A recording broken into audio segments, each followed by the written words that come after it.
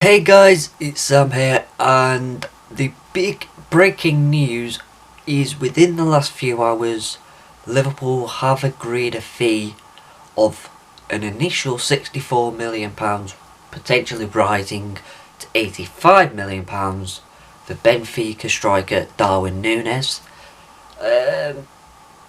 Yeah, that is a lot of money. Some things that Liverpool don't really do a lot of.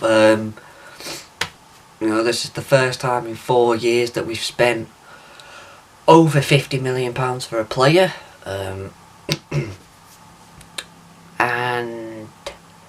it looks as if we're getting that straight back with the sales of Mane and Minamino, with also looking at potentially selling some more players that would really put the net spend straight back down again, to close to zero again,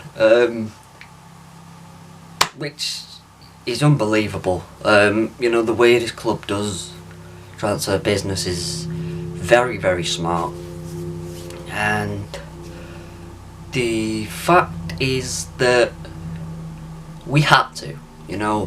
Man City signed Haaland, and they came out and said, look, we've signed Haaland, but we're not going to stop there. We are going to continue, and we are going to spend more money this summer. So Liverpool had to go and do something. And when you look back on last season, we missed the title by a point. We lost the Champions League final to a world-class goalkeeping performance from Courtois, and we won the domestic double. Where you would say in any of that we needed to strengthen was definitely up top, because even though we won 2 trophies, even though the quadruple was so close, there were far too many opportunities wasted, especially in those finals, where if you had a natural striker, it could be different. That's the beauty of football. Ifs, buts and maybes come into every single game. Whether you win or whether you lose, whether you draw, every game has if, buts and maybes. Every team will feel like something, that the game could have been different if this happened or we had that. This is big for a number of reasons. One, it's a massive transfer. He'll eventually be Liverpool's record transfer fee of 85 million,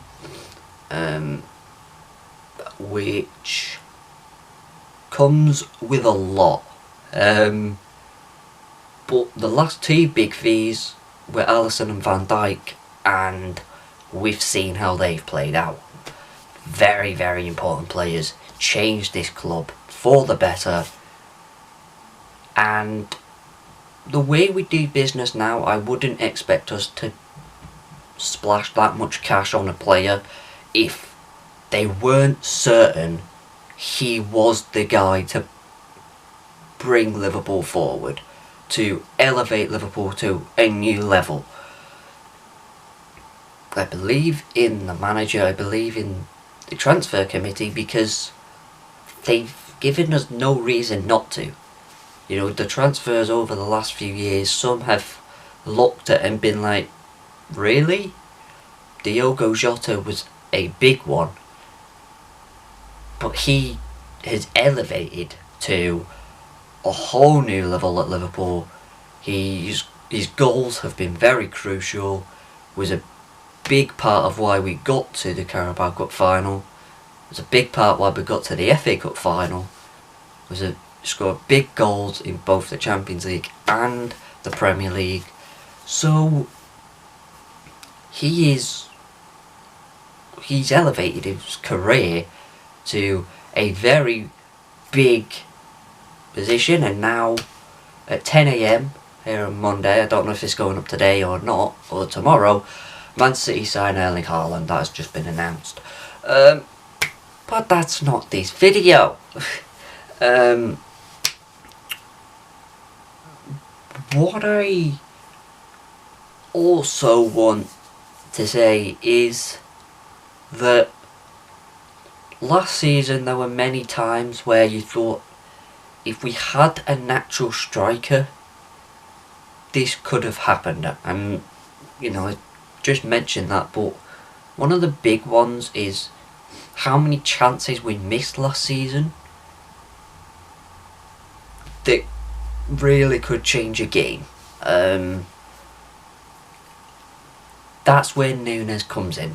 A natural striker has an eye for goal, is full of confidence, and it's going to be a great battle again, because both Haaland and Nunez have never played in the Premier League before.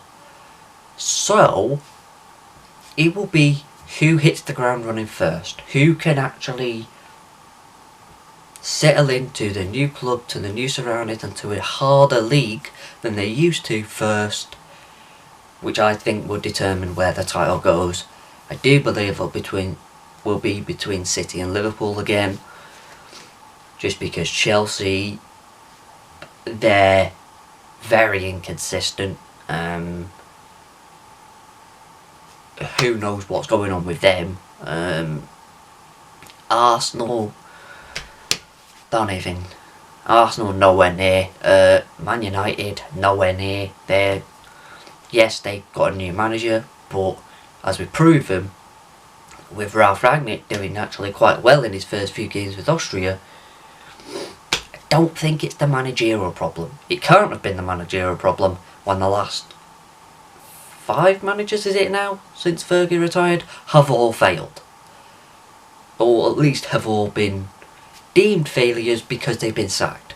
Even though Van Gaal was sacked just after winning them the FA Cup, Jose Mourinho won them the Europa League and the League Cup, and also finished second, which with quite a few players that are still there were where Mourinho was, and he said that was his biggest achievement.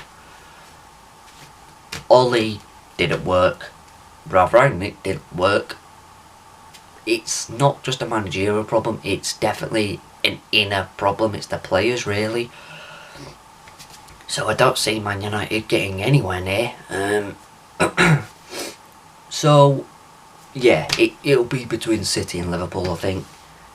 And as I said, I just think it'll be who hits the ground running first that propels their club to the league title. Great, it's a great start. The business that we've done so far, Carvalho and Nunez, very, very good. Calvin Ramsey looks close as well. And also Liverpool apparently are also interested in a midfielder. A lot of talk about Jude Bellingham. Again, I'm still convinced that'll be next summer, not this summer. But who knows? Anything's possible in the transfer window. And yeah, Darwin Nunez is officially going to be a Liverpool player as long as he passes the medical, which I believe is today, or at least starts today. So yeah, very, very happy with that. And yeah, let's see what else goes on in the transfer window. Peace. Yeah. MD, JPB, it's only right, baby. Yeah, why you mad? I got a bag, bro. Name hot in these streets, no Tabasco. But I'm so stuck, that's a fact, yo. And if you think I'm frontin', you can run it back, yo. Go on, run it back.